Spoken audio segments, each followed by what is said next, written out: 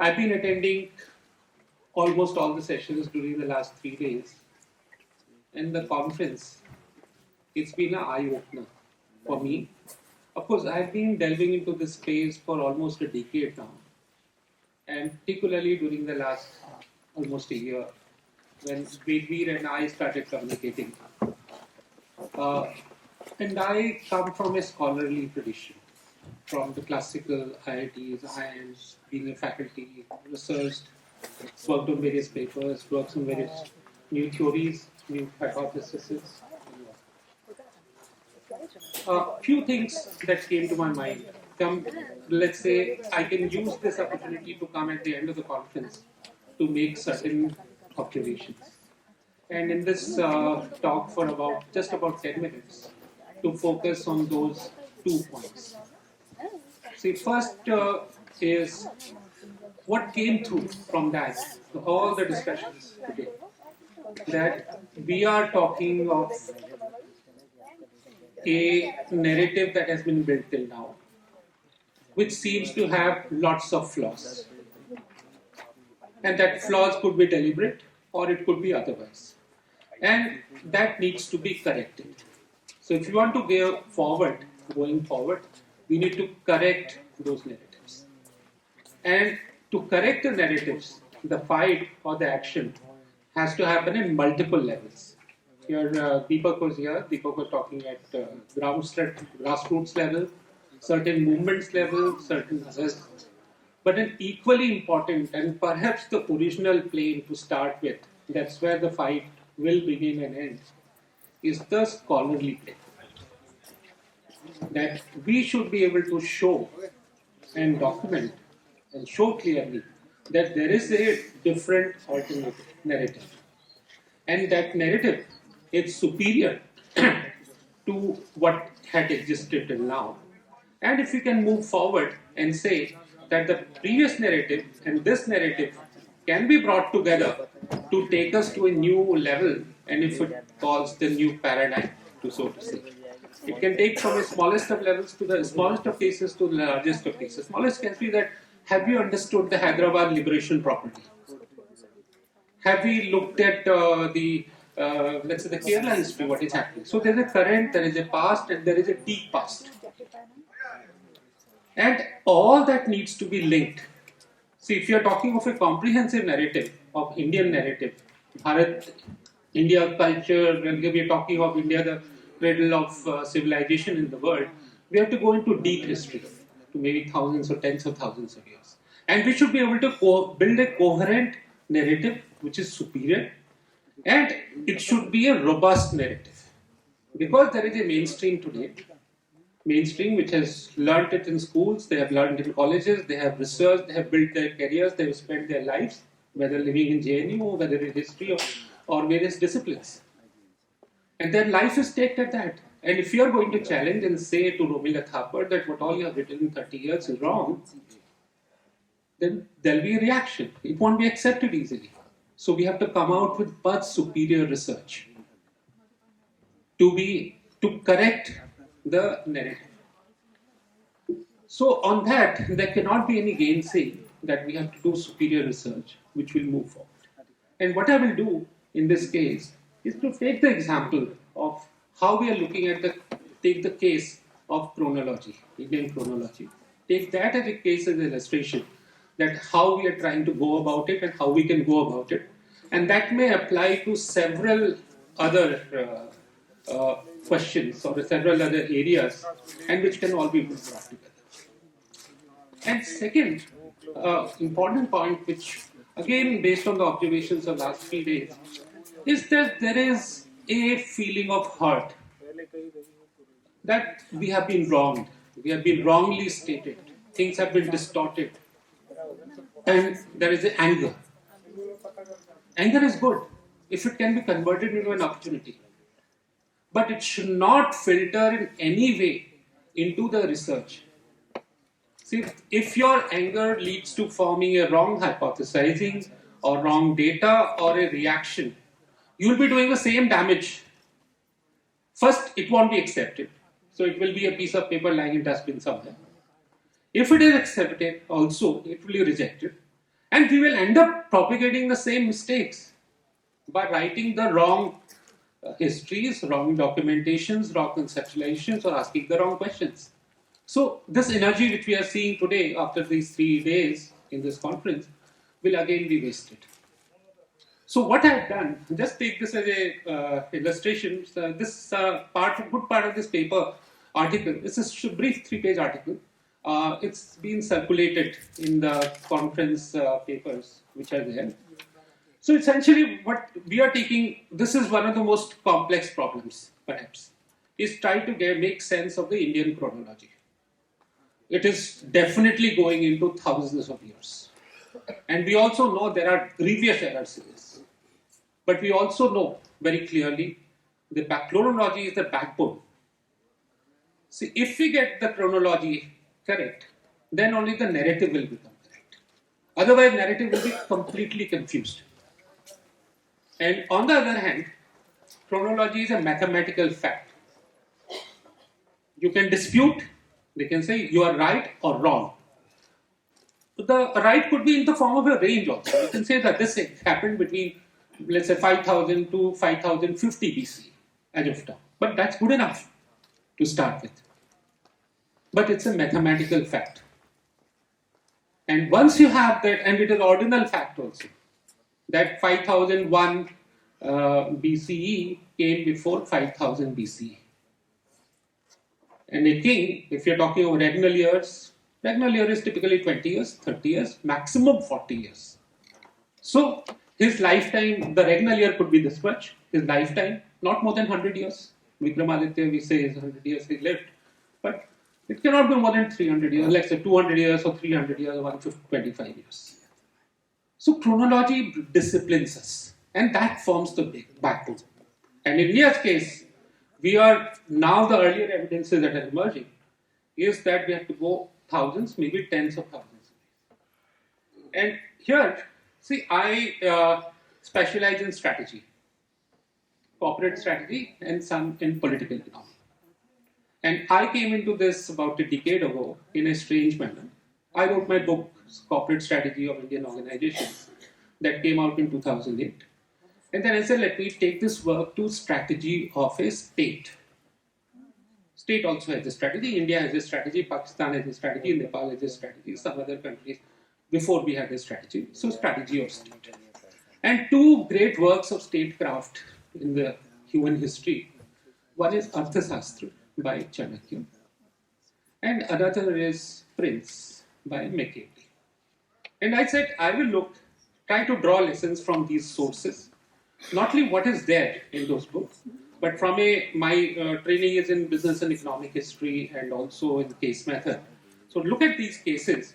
What were the political economic context? In fact, techno-political context and a socio-cultural context.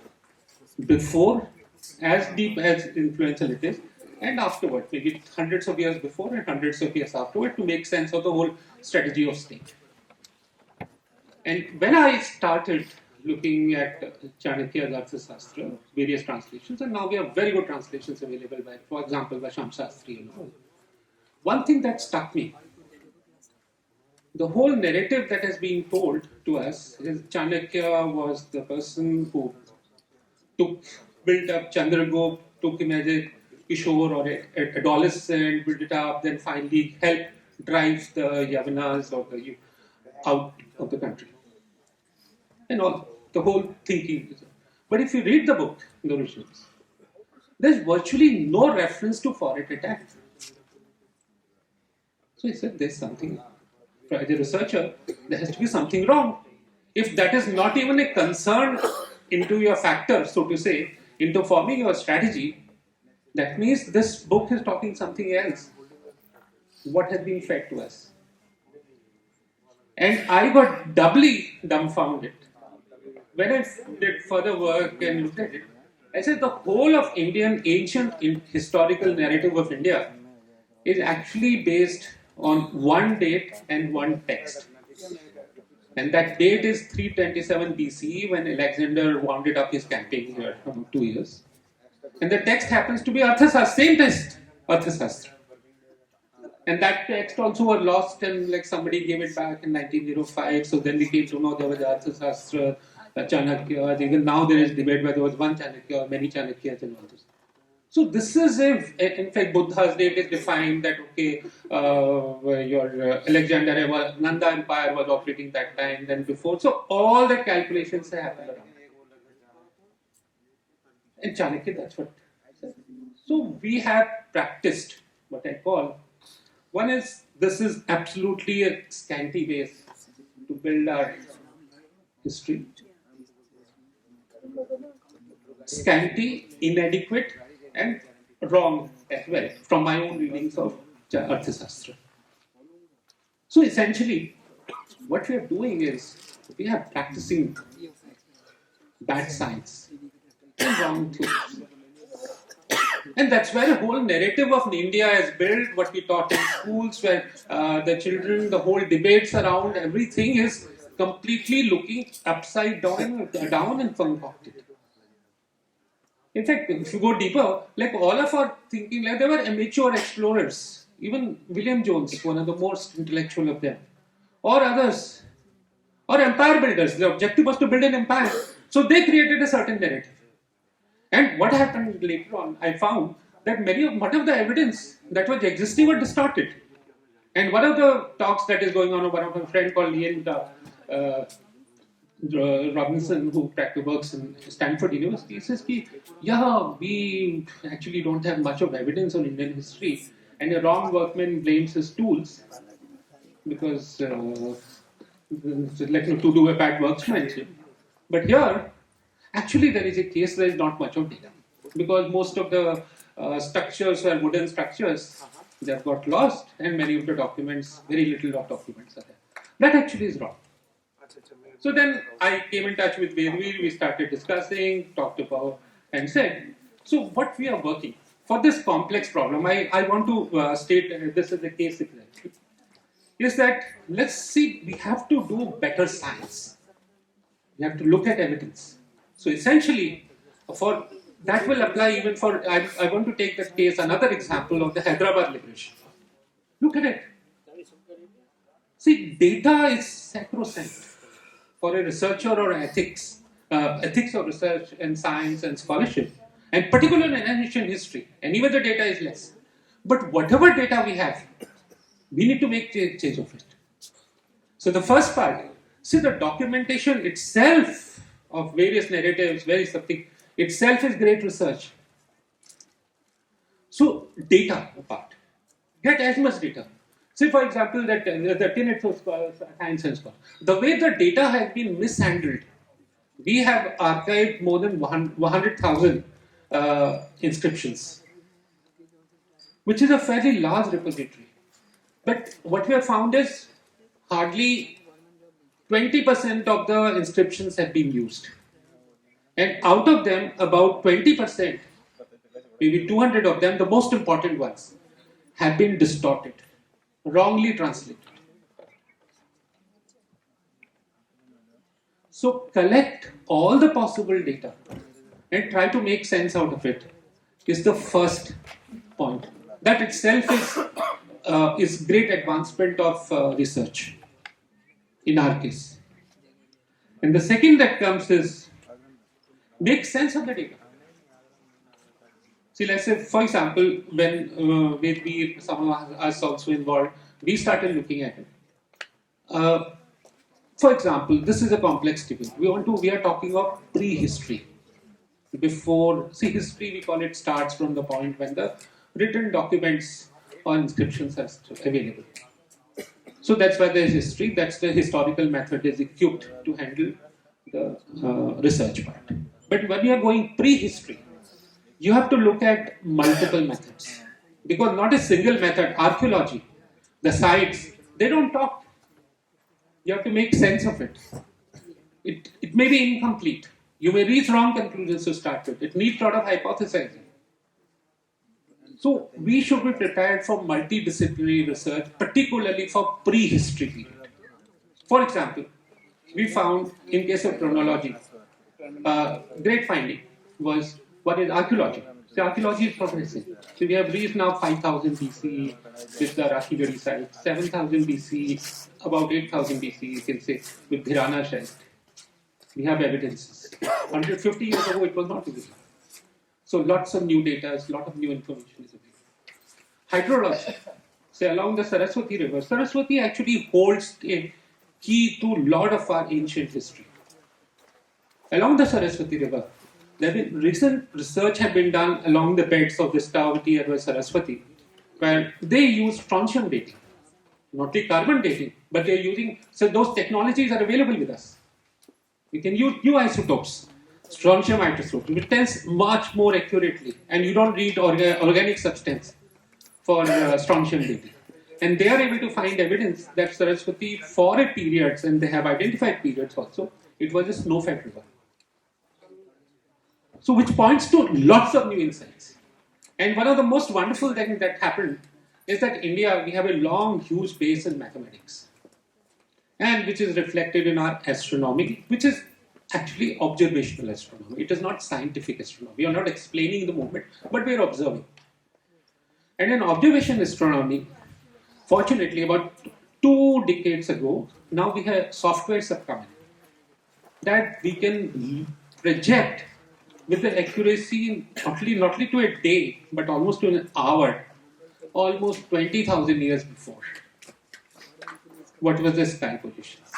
And the one fortunate thing that happened was many of our texts, for example, the Ramayana or Mahabharata, and even Rig Veda to an extent, have references to star positions. We can use those to track the dates. Those references are not very accurate. We have to separate the wheat from chaff. Not very accurate, but they're telling us something. But if that's where the science progresses. See, one of the smallest principles is triangulation. See, if you're able to put 3 data points in the line, that means there is a trend. So if you have 3 references which are pointing to almost the same date, that means we have fixated on it. For example, Vedbir has done few calculations, and we are able to project the Mahabharata date from multiple sources.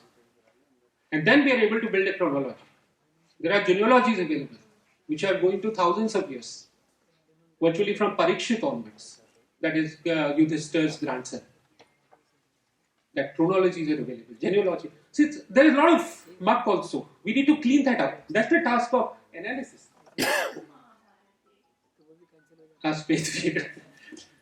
But we are like, let's say my prima facie conclusion, hypothesized conclusion is about 3162 BCE. November, December 3162 BCE. Okay, so that is we need to do that.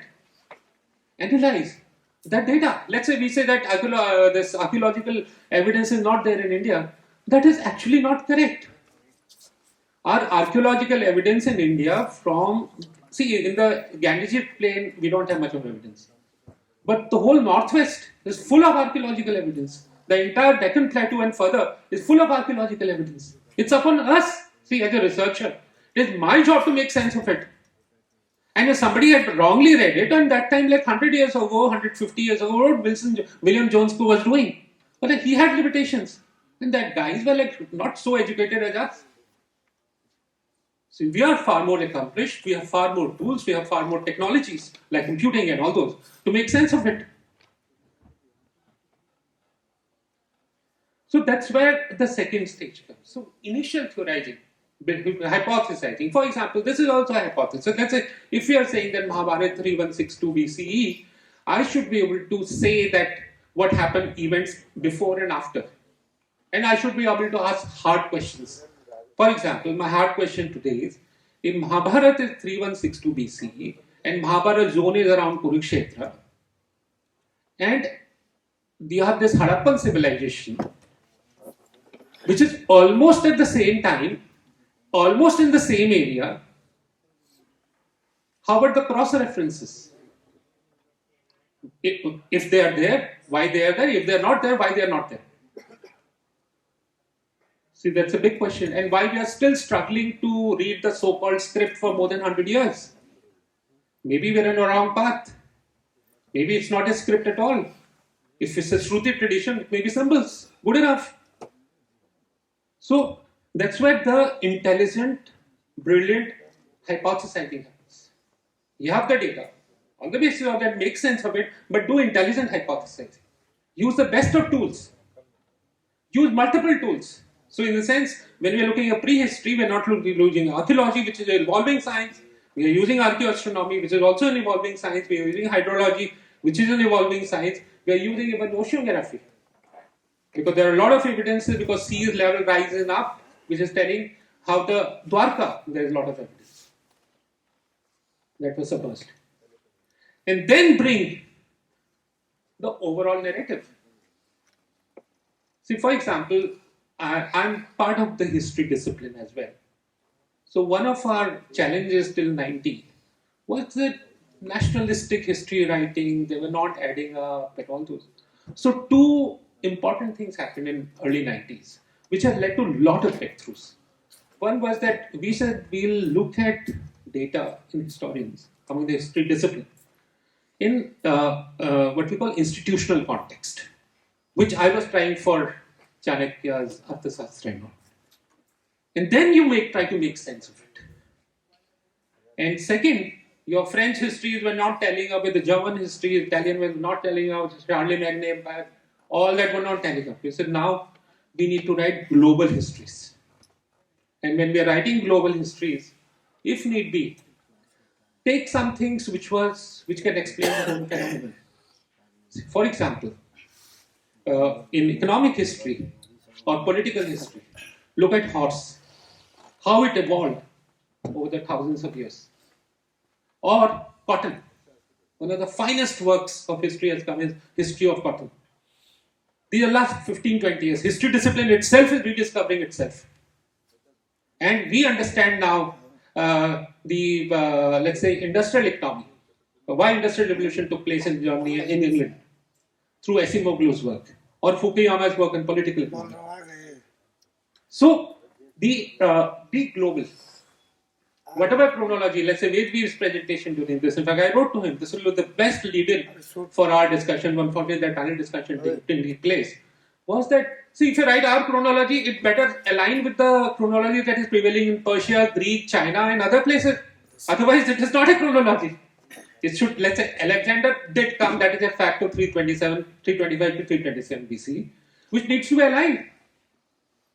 So, global, rigorous, exacting, at least for chronology. And around that, the narrative will develop.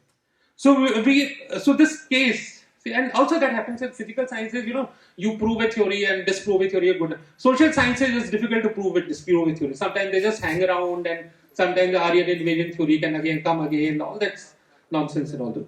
So we need to be persistent, and same theory building, narrative building will happen through good documentation, good data, good analysis and hypothesizing, and good theory building. They will come together. And that is the kind of, I think, movement IHAR and all this organization need to start. And if need be, we can form and help take it further. Because let's not repeat a true bad work, poor work by William Jones and others, by our work like 150 years later. We should do the top class work. That's the point I wanted to make and move on. Like, let's say Dr. Bera is here. He's doing pretty interesting work. But it should combine well with what is happening in genetics and research worldwide. See, we are a part of the world now. And that's an opportunity. And I look at it rather than feeling angry or inferior or persecuted. We should go boldly. Look at this as an opportunity to create something special. That's the note I want to leave you with. Thank you.